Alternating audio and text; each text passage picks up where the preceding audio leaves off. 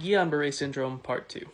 So the epidemiology of Guillain-Barré syndrome, or the populations of people that it's likely or more likely to affect, are people around the age of 40. It does affect men slightly more frequently than women.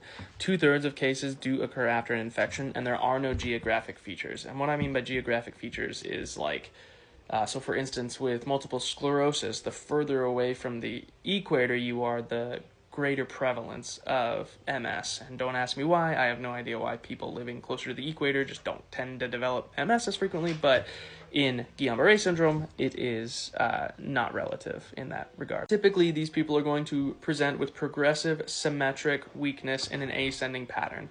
Normally, it starts most distally in your toes, and then goes up your legs, and then progresses to your upper extremities, and then if your cranial nerves are affected, which in 50% of cases it is affected, then you can have facial weakness or sensory issues as well.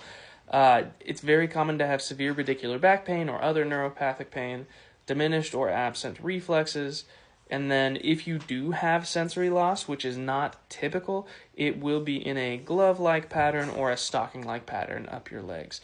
Dysautonomia is very common, and so when you have patients with Guillain-Barré syndrome, you really want to monitor their vitals, especially their EKG and their blood pressure, because 50% of patients will have orthostatic hypotension, meaning when they get up to a more vertical position, their blood pressure is going to drop and their heart rate is going to go up. The way that this disease progresses can be variable. Some patients will progress very mildly over the course of several weeks, and some progress very rapidly and can become ventilator dependent within hours or days of the presentation. Nearly 25% of all individuals who get diagnosed with Guillain-Barré syndrome or who have Guillain-Barré syndrome will develop respiratory failure. The lab work associated with this is going to be CSF protein elevation and then signs of demyelination on electromyography or nerve conduction studies. So in medically managing these patients, the goal is to stop the immune response process. Plasma exchange is one option for treating this condition because you will remove the plasma from the person's body and replace it with either fresh plasma, frozen plasma, or albumin.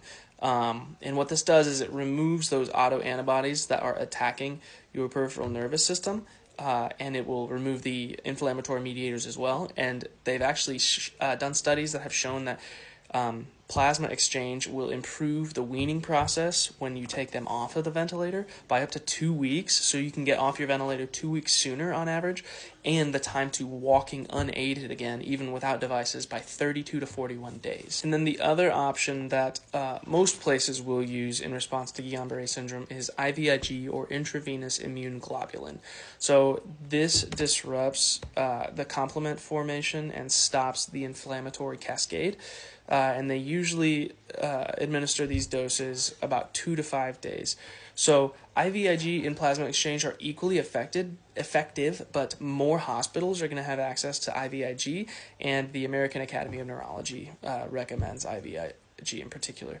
Of note, IVIG is more expensive per ounce than gold, and so it's been nicknamed liquid gold because of that fact.